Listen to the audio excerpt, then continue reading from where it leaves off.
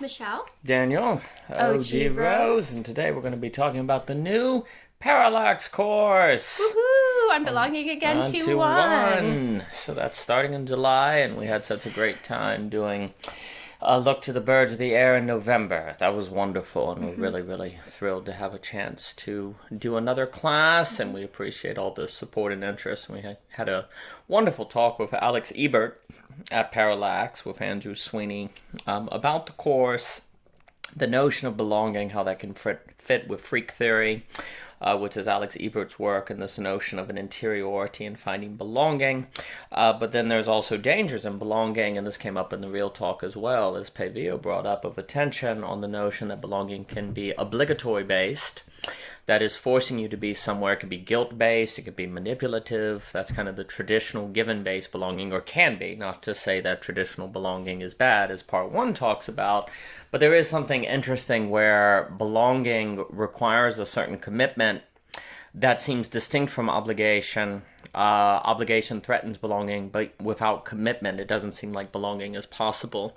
In the same way that the interiority that Ebert was talking about is a state that's kind of non-dynamic because it's a total saturation. But in losing that dynamicism, it can feel like, but then it can lose that dynamicism. It can lose that kind of dynamic character. So it's so important to think of belonging again in a way that is able to think those tensions, to have the dynamic, but to also have belonging. And also, if we don't have belonging, I think it becomes difficult to start talking about sociological or creating resources for political economy, or alternatives of political economy, or different changes in the economy or the politics. And, if you create alternatives to these things, but people don't feel like they belong in your communities, they probably won't last. They probably won't make it. And in fact, people may be... there's a danger in which if people over-identify with always being alone, with never having a home, then they're kind of ready for things to fail. And as soon as they start to fail, or they reach the inevitable tension or difficulty that arises whenever anyone tries to make anything, they may immediately say, yep, I was expecting this, and leave and pull out too early. Ebert was also saying it's really important to stay with things until they're through, not to leave early, to see it to its total saturation. But that would mean we need to find belonging there. So it's a topic we enjoy speaking about. We're happy to have 2-1 in the world. We're happy to have the course coming up. And Michelle actually also just hosted a real talk at Philosophy Portal. We both had presentations at Philosophy Portal about belonging. So we're really happy to be starting this class coming in July with Parallax. Yeah, it's wonderful. We're really thankful for the opportunity. Always love getting to be over at Parallax, and they're always doing great things there. So yeah, really excited about that. And while you were talking, for some reason, well, two things were coming to mind. Someone had commented about how it's a resonant concept for him.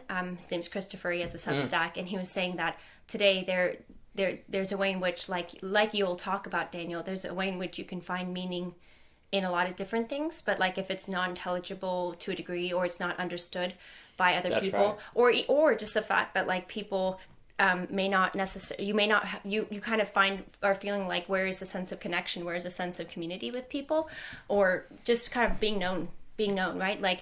Then that's what can be so crushing. Yeah. So you can, because you can find a lot of great, maybe you have the intrinsic motivation to read philosophy and do all of that, but just to be able to have people to share a meal with, or to people to know your name. I was thinking about Cheers, right? The place where everybody knows your name. Yeah. And just the fact that something that he wrote made me think about this, where in these public spaces, sometimes it can help just to kind of be around other human beings, right? But there's a strangeness, because if it's like people can either be in their own worlds, or maybe a lot, to give people the benefit of the doubt, they might not want to impose or whatever. Right. But there is something about and it does make me think about frequenting places enough to kind of maybe start to know that be known, or know that if you want your name to be known, to start to learn the people there, even if it's just the librarians or the people who seem to come on a regular basis. But there still can be a sort of feeling of so close but so far away, where it's you're so close to being able to maybe sense that with others, but then not knowing how to kind of facilitate it in a manner that is like sustainable, which is one of the terms that you brought up in one of the, which session was that? That was probably earlier than the home origin. Was that the first? That was the second after the young Alicia presented. Yeah. So so I think that's all really, again, resonant, and I think there's something about this, again, this sort of ability to find a way to have enough repetition in the right way, I suppose, in order to cultivate that sense of belonging. Yeah, no, I think that's very well put. And I think, there's a few tensions. One, in order to... belonging and meaning are not the same thing. Now, if you have belonging but you don't have meaning, the belonging can alienate you. And I think that was a tension of, say, earlier society. Or, you were born in a Christian civilization. Everyone around you was Christian, and so you had belonging there because you knew your people, but it may not have been yours because you were just born into it, so it was meaningless. There's a weird way in which it has meaning in a cosmic sense because the universe is meaningful, but because it wasn't yours, it may not have meaning, or the meaning could be fragile. As soon as you run into someone who disagrees with you, your whole worldview could shatter, right? Mm. But you see, at the same time, there's another ditch where you can have meaning. You can find, say, writing or philosophy meaningful, but no one around you reads philosophy. No one cares about your stuff. And if they find out you're writing, they're worried about you because what are you writing about?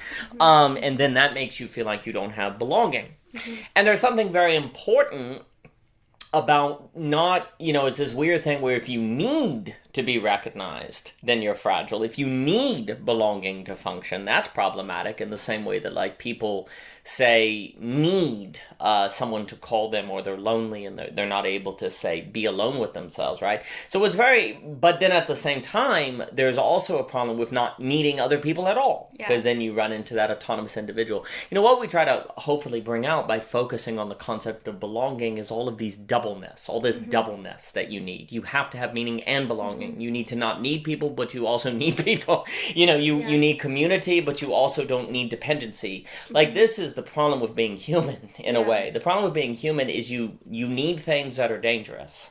Like relationships are important and dangerous. The most important things in life are like fire. Without them, you freeze, but with them, you might burn alive. And that's a concept where I think when we talk about belonging again is facing that tension and that tragedy of the human condition. We went through the historic period where we went, wow, human need for belonging can lead to banality of evil. It can lead to Nazism. It can lead to extremism. Right. And when I hear someone like Todd McGowan talking about the need to embrace alienation or the need to, like, not be dependent on a home, I hear someone responding to the totalitarianism of the 20th century. I hear someone responding to toxic relationships. And that's all true. But then the problem is if you make too much of an enemy of belonging, then it's going to be very difficult to have any collective action, any community. You're not going to be able, I think, to offer alternatives to the capital nation state. Yep. And then many people who are, say, critiquing the autonomous individualism of capitalism, if they make too much of an enemy of belonging, may actually then functionally contribute to autonomous individuals because no one has belonging in community. So you end up serving the capital nation state in your very critiques of it. So, but we're dealing with dangerous things, if you will. We're dealing with things that it's like cooking. You have to have the right percentage, the right amount of salt, the right ingredients, or the whole thing doesn't come out. And that's what we're trying to think with belonging again. And that the course is going to get into these tensions of things that are dangerous, but are nevertheless necessary. Yeah, no, definitely. And I think too, just the sense of, like what you were saying there with alienation, I mean, the risk is that it doesn't, like, it can potentially not address the very human need for connection. Yeah. For, and like, obviously that would be like a reductionist understanding of it. Sure. But that's often, like, that is the risk sometimes. And it's a real thing that has to be considered because, like you're saying, if there's too much emphasis there, then the things that we typically, like, we don't really realize we rely so much on there being things that are set in place. Oh yeah, absolutely. Because if those things weren't there, then would we still be referring to that type of alienation if we didn't have those things set in place that are basically networks and these sort of reliable and relied upon things? Mechanic. Like there's a mechanic nearby. There's some sort of sedentary, some sort of reliable infrastructure. So it just I think that has to be kind of taken into consideration, because otherwise it can become like the cheap deluge, right? Like the sort of absolutely. And that also doesn't necessarily, like, you can say all day long about not needing, like, maybe the sense of just I'll be fine, right? But then it's strange because it just sort of potentially feeds into like the rugged individualism, which is being kind of critiqued. So yeah, I mean, the tension here is Deleuze. Cleo put it very well, where you have a Lacan that is seeing sort of a breakdown of the modernity. You have a Deleuze that's responding to neoliberalism, right? And you have to somehow. You have to have both. Lacan is following with the death of the big other. And of course, he's very aware that the big other can be a source of a neurotic that leads to all sorts of trouble. But then also, without an authority, there's all sorts of trouble. But then you have Deleuze, who's aware that, if you have an authority, you can have fascism and Guattari writes, everyone wants to be a fascist. So what does it mean to, Cadell had that great article on homeostasis versus the Scythome. What would it mean to have belonging based on the Scythome? So that would be like the belonging without an authority structure, and yet it has some sort of order. This is what's very difficult to think, and I think it comes out in that tension Pei was mentioning that's so important, which is between obligation and belonging. If you're obligated, don't you feel alienated? And yet, if the thing feels arbitrary, how can it give you belonging, right? But what does it mean to choose something that has authority over you? If you choose it, don't you know you could have chosen something else? This is where Nietzsche says you need to choose a law that you hang around your neck. Like, what does it mean to choose to put your blood writing, Max talks about blood writing, to put your blood life into? And you see the reason why this is so important, because you say, well, don't worry about it, we don't need it, we'll just have everyone be more moving around, more nomadic, you can say. Well, again, like you were getting at, the problem with that is there's going to have to, like, if there's a civilization, there's some sort of consistency of infrastructure. There are people there to take care of the electrical wires. There are people there to be at the banking sector, to be the mechanic. There's people doing the roads. There's people at the restaurants you visit as you travel the world, right? Like, there's only places for you to travel to and enjoy because there are people who live there, right? So you're always going to have, if you're going to have a technological society, you're going to have some amount of sedentary being. And if there's sedentary, you're going to have to take on the concept of home, because it doesn't seem to function where you say, well, be okay with not having a home, but be sedentary. It's one not move. Don't move a lot. Live in a constant location. And also too, like, if you put too much emphasis on moving around and being alien, because let me put it this way: if you have people that are more sedentary or more set, without a concept of belonging, they tend to fall into radicalization. They tend to fall into bad fundamentalism, extreme political movements, because, they have no psychological ventilation for the tensions they're living in. If you're moving everywhere and traveling, that seems to help with the psychological tensions. But if you're stuck, or you're more sedentary, which you almost have to be if you're raising kids, or maybe should be, because studies seem to show that kids benefit from a regular location versus a lot of moving around. It depends. We don't want to be dogmatic about that, but it does seem to show that children do better if they have more of a regular, consistent background. Well, if that's all the case, then you need to take seriously the concept of home and belonging. Yeah, I think too, the idea of this concept of home, and I do think there's almost like it's sort of speaks to the reactionary. You're talking about that regarding like post modernity and all of that, where I do think that there's kind of this, well, home wasn't really that good because my parents got divorced, or this happened, or or maybe just I had a great family, but they just didn't get me. I just didn't belong there. So there's definitely I like, I completely empathize and understand why that would be like, well, let's just not have that. Like, let's just not not do that.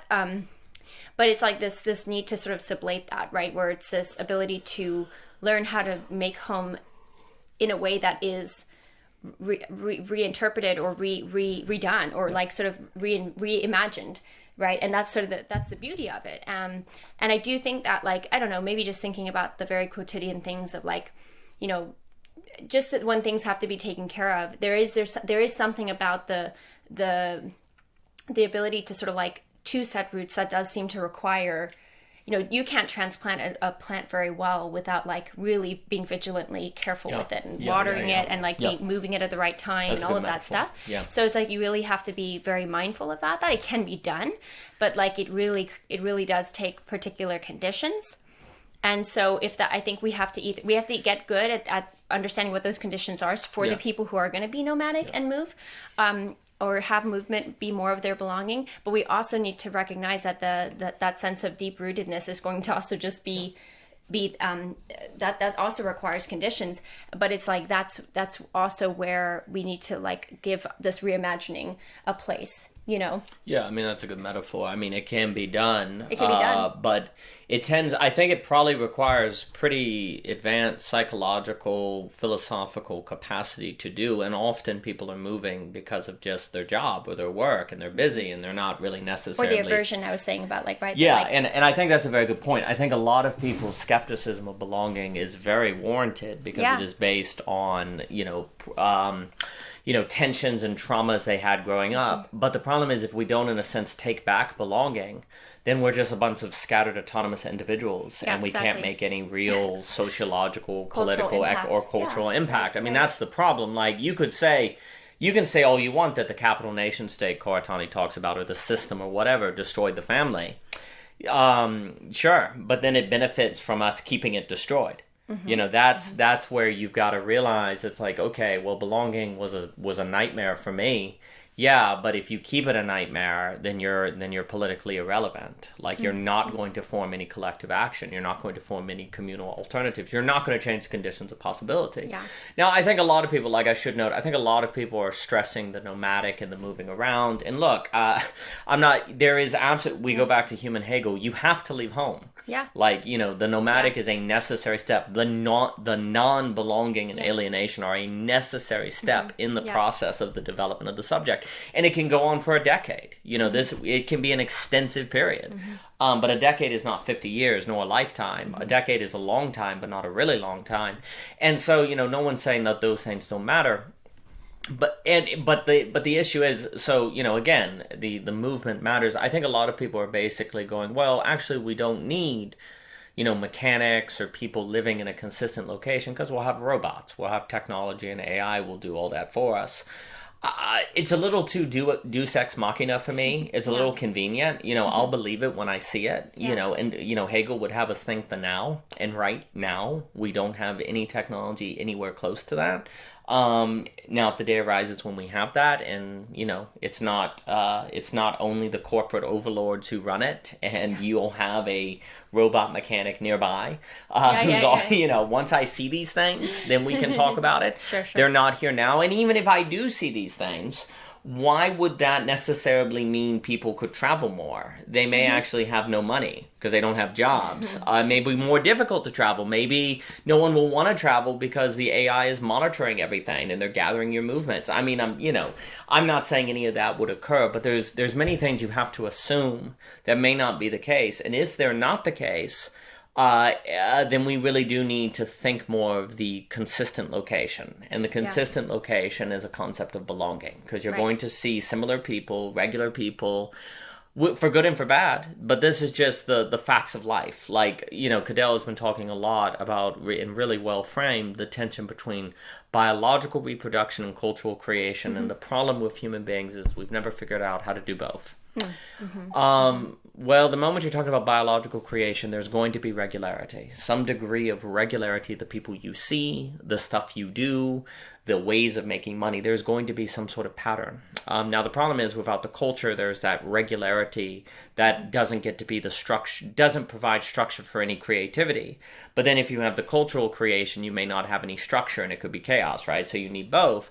But the point is, if there's going to be some degree of regularity, then belonging is going to be an important concept. And just simply having meaning will not necessarily give you belonging. And in fact, the meaning will easily be fragile. Or funny enough, the meaning may come, you may find meaning in writing, but you'll eventually find that meaning meaningless. Because who cares if you find meaning in writing if no one else cares? Yeah. That's kind of the great irony, is you could find something meaningful, but then one day not feel like there's any meaning in that meaningful thing because it's not recognized. Yeah. And if it's not recognized or supported by the economy. I mean, this is the other thing. Like, if you're doing something you find meaningful, but it's not supported by the economy, then you don't feel supported. Yeah. Like, you can find meaning but not feel supported.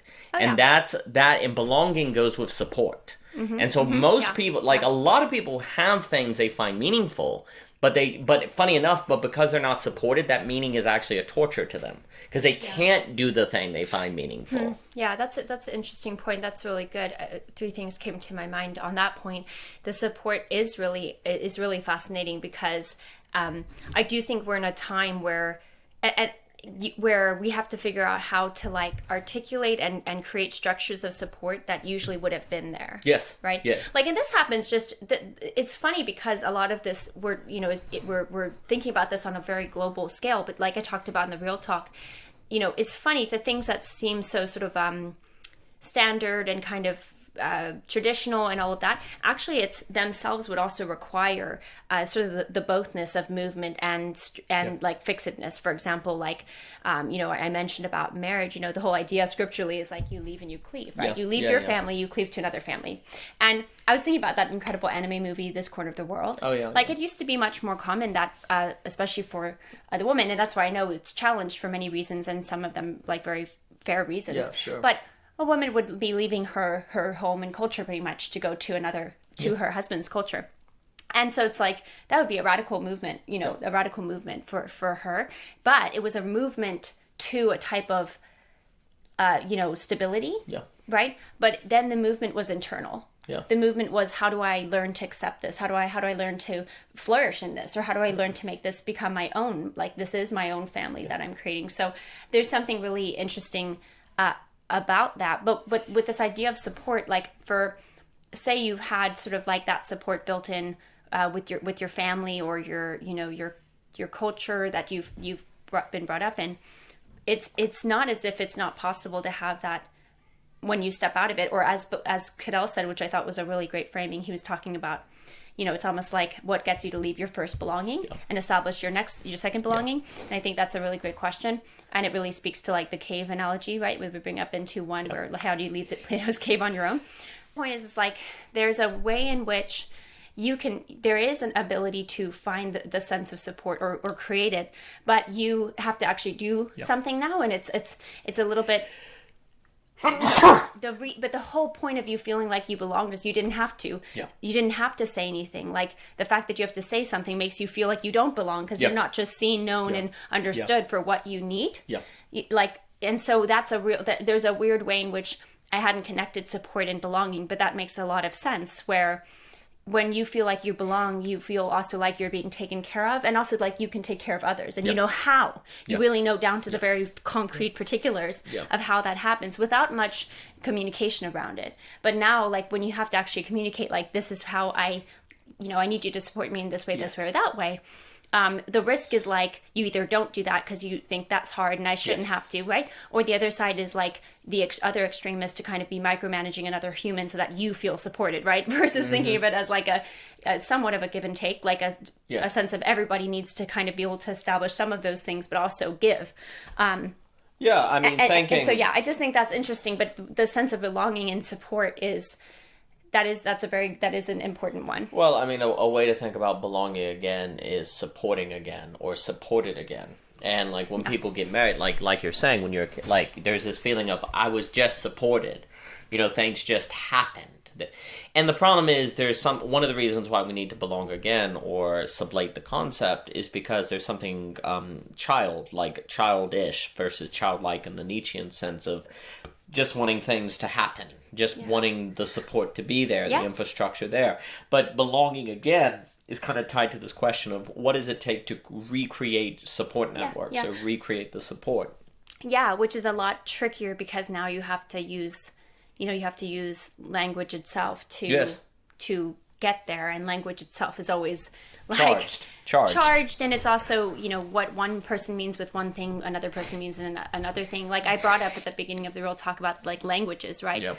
And like what would ever really make you think you should learn another language, really, Yep. until you kind of are under necessity. I mean, I like languages, so like I enjoy learning them, but the reality is when it really comes to this idea of different languages with people you're closest to, it's not it's not like some sort of, like, I don't want to call it, it's not just some sort of, oh, it's a personal interest. It becomes frustrating. It becomes frustrating because you're like, well, and life and death, you know, kind of serious stakes. yeah, and it feels, so I think there's a way in which, because again, belonging, there's a way in which when you feel like when there's that sense of belonging, for the most part, people like know what you mean, right? That's because the meanings of the words they belong with those words, right? But when you're creating like a whole new language, or you're speaking a different language metaphorically between people, you're like, what? Like you have to reconstruct it all again. And so it's not going to come with a sentiment of belonging for a while, but you can get there. And that's what's kind of cool and exciting. Yeah, but like you say, you have to work to get there, and you have to have a certain commitment, and it might take a bit. And one of the concerns with an overemphasis, you know, sometimes I don't like talking about emphasis because it's kind of lame, because who can emphasize everything? Right. And ultimately... And there's a reason why certain people have certain emphases, right? Yeah, like so it's not a hit. I mean, none of us can be truly dialectical at all moments because we're stuck in sequential space-time. There's a piece in First Thoughts about it's really hard to be dialectical because you have to speak one word at a time. And so everyone has to emphasize certain things in certain ways. That's fine. You know, emphasis is not nearly as much of a problem as, say, autonomous, or being autonomous in a concept or something. Yeah, so I mean, ultimately it's always dialectical and sublative at the end of the dialect. But since none of us can speak all words at once, we can't fully articulate a dialectic except sequentially, which is, you know, a kind of necessary mistake. Anyway, the point is this. If we overemphasize alienation, then when we go into a situation where we start doing the work necessary for belonging again, or creating support again, or creating economic infrastructure again to support social recognition and so on, then when it's hard or it's not working, then we're kind of primed to interpret that as evidence that, yep, we should have stayed alienated. Yep, we should have stayed without a home. We should have stayed nomadic. And so in that very fragility... Or we should have stayed in our first belonging. Yeah, we should have stayed in our first belonging. You can do either way is a mistake. You know, going back to the nomadic stage or going back to the nostalgic stage, both of those are kind of mistakes from which the capital nation state benefits. That's the great irony, is like a lot of people are saying, you know, we've got to do something different. But with the wrong framing, you might be primed to give up, you know, before you get there. Can you get a little more concrete on how that benefits the capital nation state?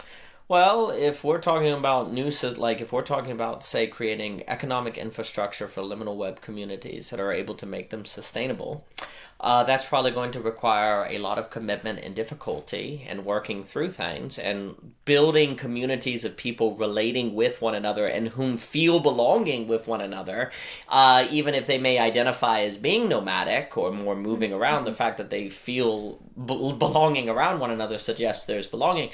If people are not able to maintain those things, then eventually they collapse and people just have to go work for a corporation again. You know, there will be no economic alternative to that. If people are not able to, you know, Dave talks about time energy. If people are not able to work to create avenues of support that give them their time energy, then they'll just have to go back working for somewhere they don't get it. So, you know, if we can't figure out how to support families and children, as Goodell's talking about, well, then you have to go work for the corporation that does, right? Yeah. So, you know, that's what I would say. Yeah, that makes sense.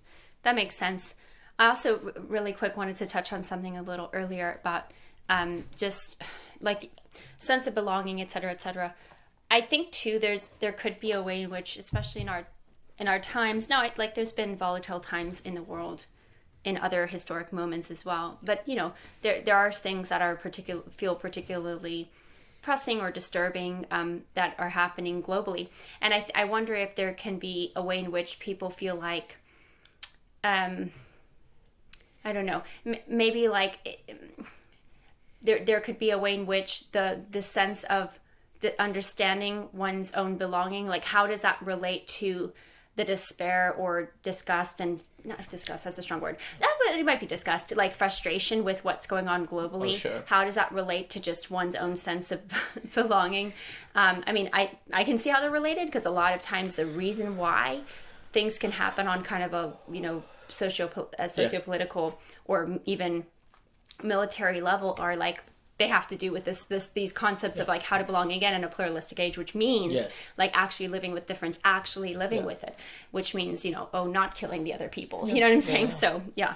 Yeah, well, I mean, philosophers tend to hate politics, but if you don't do politics, you don't do the real of philosophy, right? Mm-hmm. Like in a Lacanian sense, right? Like we tend to hate economics, but if you don't do economics, you don't do the real of actually creating alternative communities. Mm-hmm. Like a lot of times, you know, with the game A, game B, dark kind of debate, it's like, oh, we need to escape, you know, the meta crisis. Okay, well then I guess we're gonna, like, what law should we write then? Oh, good Lord. You know, that's a difficult thing. Right. And you got to just realize, yeah, it's really easy to look out in the world and see what's going on in Ukraine or China or Gaza, you know, all these different things, or to see political movements or political corruption and go, you know, it disgusts you. But it is incredibly difficult to get into positions of power or to get into legal positions or trying to decide what's best for your people, your quote-unquote people, without ending up in these kinds of situations. And so one of the key things that I think philosophically minded people need to do is not assume that they would do it better. You know, it's easy to think you would do it better. You know, if basically I think one of the keys to thinking is to realize you're not that different. Like if you just take it seriously, that people end up in these crazy situations on the global scale for quote-unquote good reason or logically or whatever, then you start to think differently.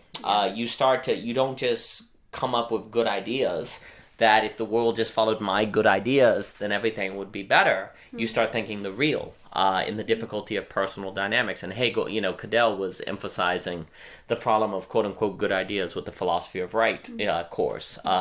So I think one of the reasons people dislike belonging is reasonable, because they see belonging as behind nationalism, religious closed-mindedness, you know, racism. They see people finding belonging in those identities and different things. Well, and also the sense of, why does it matter so much if I feel a sense of belonging when, like, there's much worse going on in the world? Sure. Right? There can also be that sense too.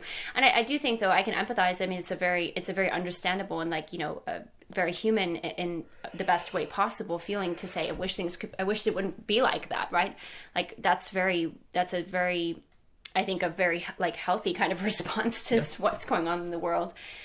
But I think that's why it should be recognized as such. Like when you feel that way, it's not, it can feel not great, right? But it actually means that you are fully, you are like, you acknowledge and there's something in you that wants to be fully human. Yeah. When you can recognize that you wish it weren't like that, right? At the same time, I think that the perspective of recognizing what we can and cannot control, not just that, because I feel like that's too kind of I don't know how to put that, like a cliche, but this real sense of you know, acknowledging that sometimes the things that we might feel are out there, we may have to just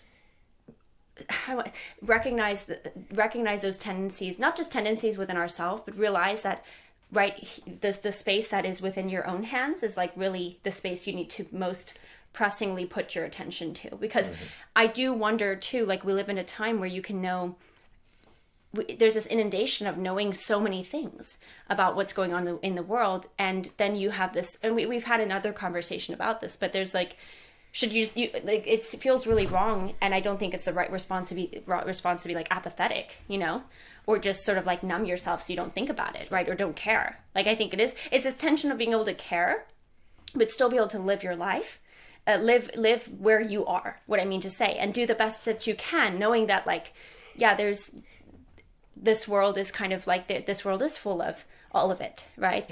Yeah. But that doesn't mean that there's not like some glimmer of like, I want to say that glimmer of I want to say hope. I mean, I want to say like the chance, right, for like there to be I don't know, there's something about that where there's a sense in which I mean, you could, there's a way in which I want to say that, like, the seeing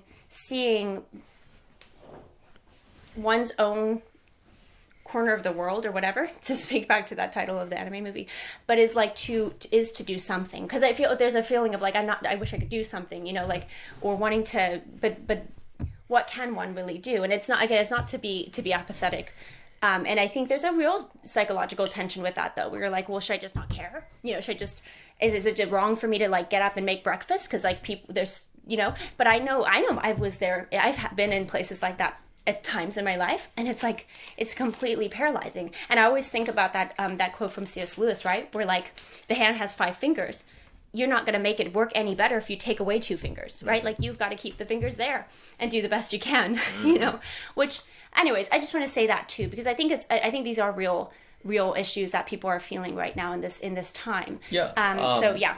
Well, a few things. I mean, first off, if you kind of say, what does it matter if I belong here where there's bad things in the world, then you are basically forfeiting the populace, the citizenship, to fall under the political parties contributing to those problems, because there are no alternatives. You are foregoing the possibility of offering an alternative. And yeah, you can say, well, what can we really do? Probably like nothing immediately, but over 60 years, you can look at a Hannah More in Fiery Convictions working for the abolitionism of the slave trade. I mean, there are people who gradually, or Randall Collins and sociological theory of intellectual change, gradual creations of small communities that faithful presence, as Hunter talks about, they really do make a big difference because they change the conditions of possibility. There is very little you can do immediately without cheating. And what I mean by cheating, as in taking power or military coup or cutting corners, which is not sustainable. But in regards of conditions of possibility, there are things you can do. But the funny thing is if you make belonging your enemy as a concept, then no, there is nothing you can do, because belonging is your friend. Yeah. You cannot change conditions of possibility without faithful presence, and you will not have faithful presence without belonging. Yeah. Faithful presence is in regard to James Hunter's book, To Change the World, where he basically just asks the question, how do people change the world? And they change the world by a faithful presence. They commit to a work, and they diligently do it over decades, and that changes the world. It's a faithful presence. Where you are faithfully present matters. You can't just be faithfully present in isolation. You have to be in contact with power, with economic influence, with people of influence, but not in a certain propagandist way, but just faithfully present to the connection, to the relationship, and actively working to forge connections and to build social capital. So by faithful present, we're not talking passive, but building social capital without sacrificing your virtues and your visions. You're maintaining connections, but not compromising. Yeah. That's what faithful presence gets into. Really does make a big difference. But you tend to compromise when you get in a hurry. You tend to compromise when you're like, oh my gosh, the world's burning now, we got to do something now.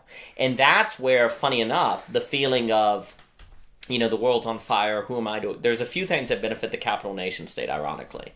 One, when people say, who am I to care about belonging if the world's, so miserable? Well, then you don't do anything, and the capital nation state wins. Second, you go, oh my gosh, the world's on fire, we got to hurry up and do something. So then you cut corners. You force your way into power, and if you do that, you compromise all your capacity to create an alternative to the capital nation state, so the capital nation state wins. Third, you don't even think about changing anything. You just step into the capital nation state without any alternative to the system, and then the system, like a Kafka story, controls you. So basically, faithful presence, changing the conditions of possibility, of which you're only going to be attentive to and committed to through belonging, and then building social capital and working on those alternatives. Because, what Hannah More said that I really do like is he said what runs and changes the world is imagination. Not idea. It's imagination, and how you change imagination is on the ground level working to create changes. Yeah, that's all good. Or somebody could just, give up and not. Yeah, they give up. And that's again, there's I can resonate with that a lot. I think that, but with what you're saying is really important, with the sense of providing the alternative, or at least seeking to do the slow, steady work that can potentially provide an alternative. And I think even to bring this down to like a very just daily sort of thing where, sure, like you said, being able to impact some sort of global issue when you're thousands of miles away, maybe not, probably not for most of us, right? Realistically. But you could maybe smile at somebody who needed a smile today. Like these are little things, but they actually do make massive differences. They do, and it should be noted that the crisis Paul Virilio, who Owen and Joshua talk about, and they had a tremendous conversation with Dr. Simpkin not too long ago. Paul Virilio would point out that this perpetual concern with the perpetual emergency, I believe he calls it, absolutely is a mechanism of keeping the power in power. Because you feel helpless, you feel paralyzed, you feel like you can't do anything. 100%. And also if you do something, you tend to overreact or revolt or storm the Capitol, which then just makes the rebellion look evil and like an insurrection. So the panic that media technology creates a perpetual panic. But that benefits power. Yeah, no, I mean, it's a brilliant point and super important. But I do think there's this real gut reaction like, well, what are we supposed to do? Like be ostriches with our heads stuck in the sand? Because that's what people feel like they're doing if they don't, kind of keep their head in That's in what the power loop wants of, you to feel. Power wants you to be pinned down like that. Yeah. Power introduces you to that feeling that then you have to live with. Yeah. It's an incredible soft power. It's an incredible move that that power uses, because once it's like Nabokov says at the end of his autobiography, you can't unsee what you see. Once you know that there are terrible things happening, you can't escape the feeling of possibly being having your head in the sand, right? Yeah. That benefits power. Yeah. It's a perpetual weight on your shoulders that benefits power. It's a tremendous chess move. Yeah, well, and I think too, it's like it's also just like, I don't mean to repeat it, but it is, to me, always has been helpful. It helped me when I was struggling with this, is like the idea that, well, if I kind of just psychologically give up to like, being anxious, like, and really like, depressed about the state of the world, I wasn't helping anyone. Like, nope. and in a sense, somebody could be like, well, good, you've embraced fully your helplessness as a human being. Yeah. It's like, now yes, you're good. Now you're good. But the thing is like, I, in a way, I don't know how to, there's a still type of like, there's almost, yes, I do think we should in some ways recognize like our limits, right? Sure. And our helplessness. Sure. But I do think that we have to also recognize what we can do. And when we, like, it's really not benefiting the thing you wish could be different, right? If you just sort of like, if you're not even able to function as a human being because you're so overwhelmed by that benefits power. If you can't function as a human being, power benefits. The capital nation state benefits. Exactly. Yeah. So anyways, I think I just wanted to go there because I think that's important to the conversation. Yeah. I mean, there's a lot of things that make people resistant to belonging. Reasonably so. Yeah. But they're all also, some of it is the psychotechnology of the state to make you irrelevant. Some of it is trauma that then keeps you traumatized. Belonging is something that you could argue we have not really had to think until this historic moment. This is arguably the first time in history when you can have belonging in a fuller sense because it can be chosen belonging versus given belonging. It is where the self can engage in a self-reference through a meta move that allows the self as gift, as we talked about with Cadell, and Cadell has mentioned. Mm-hmm. And that allows belonging, again, to be belonging for the very first time in a funny way. If you do not do this, if you do not think belonging, you will not be able to provide sustainability, economic sustainability outside of the capital nation state. You will not be able to provide care outside of the parameters of the capital nation state, and you will not be able to provide opportunities of becoming or potential or transformation outside the career path of the capital nation state. So if you want alternatives to these things, or if you think that the current system is unsustainable, rather because it will destroy the biosphere, or because of the meta crisis, or because of the meaning crisis, or nihilism, whatever, well, then you must think belonging. You must think the infrastructure of support that would allow people to flourish in alternative modes of being. And then to figure out how to be different kinds of subjects, because that's what we emphasize in the talk of Cadell. Like, you don't, well, the moment you start worrying about the world and how to stop climate change, or how to stop, the economy from collapsing or whatever, you're done. You've got to work on the ground level of the subject, like your own traumas and, pathologies and different things. And you got to start there, because if you don't, then if you get to a position of influence, the pathologies come out. Yeah. And the capital nation state wins. They benefit. You got to do it slow. You got to do it working on the level of a new kind of subject. That's why we start the book with how to leave Plato's Cave on your own. Because if you can't do that, then you as a subject are not developed. And if you as a subject cannot be developed, then why would you think you could develop other subjects in a different way, thus offering an alternative to the sociological situation that has given you the meta crisis in the first place. So you've got to start there. And again, like you were saying, the power benefits from everyone feeling paralyzed by everything going on in the world, or feeling like you can't do anything, or feeling like what you need to do is worry about these giant macro issues. Power benefits from that as well. Like, if everyone is concerned about stopping capitalism and not working on themselves as people, or raising families, or different things, well, then the people are probably not going to be able to offer a different condition of possibility of life. They're just going to critique what is there without offering an alternative, the Edmund Burke problem, and the capital nation state benefits from that. So you have to think belonging, you have to think it in the quotidian, you have to think it according to the Nietzschean child, and you have to think of it in terms of kind of that slow, diligent work. If you do not do that, then you're not going to be able to build anything that lasts. Yeah, no, 100%. That's super important. And I guess I was also thinking about, like, Brothers K. Yeah. Because it always kind of boils down sometimes to those really difficult questions of, like, of tragedy in the world, right? But I think there's a way in which it's, like, kind of accepting, right? Like, I'm here, right? So what are my realistic options here in terms of how to, do the work of the subject? I was also going to say, I think this is what I was talking about with this idea of, like, I'm not helping anyone to sort of give up, right? I mean, I mean that in a way that's, like, for me, that was helpful, and it was helpful for me to get out of that place, of that rut, right?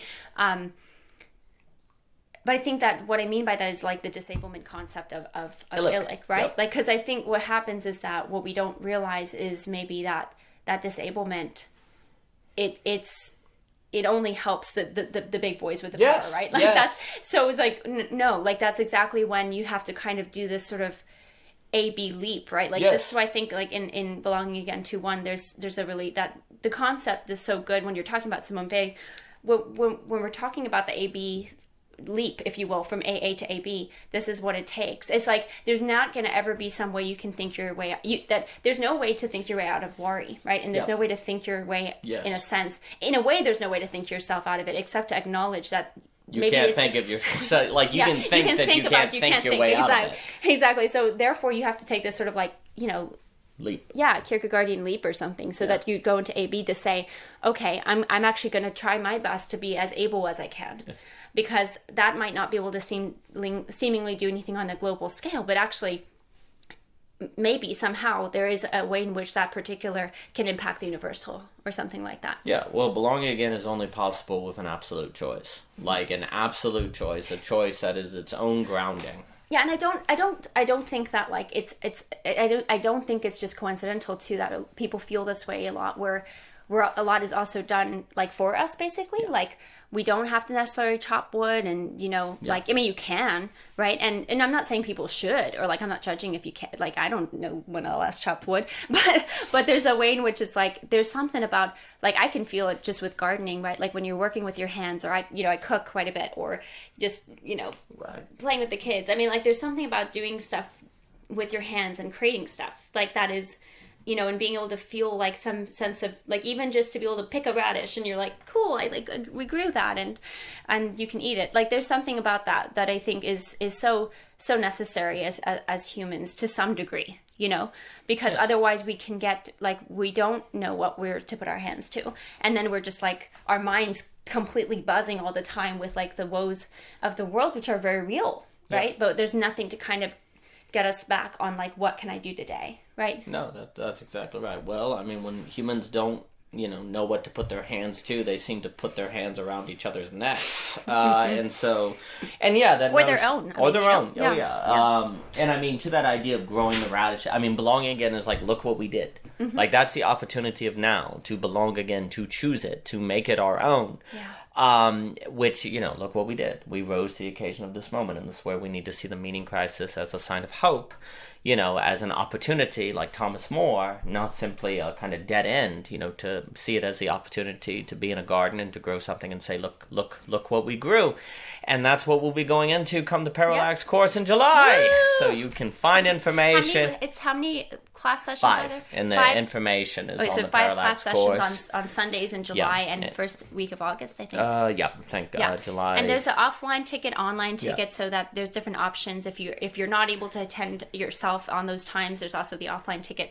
But if you are, you can do the online ticket and join us. And we had a wonderful time in November, and looking forward to doing it again. You can find more at Parallax. You can find a link to the Parallax page on our website, and you can also go to Parallax, and there's a conversation on the Parallax YouTube page, and with Alex Ebert and some others coming up, where you'll be able to find the information there as well. So thank you so much for your time. Thank you for your time. And for more, check out the Parallax. Thank you.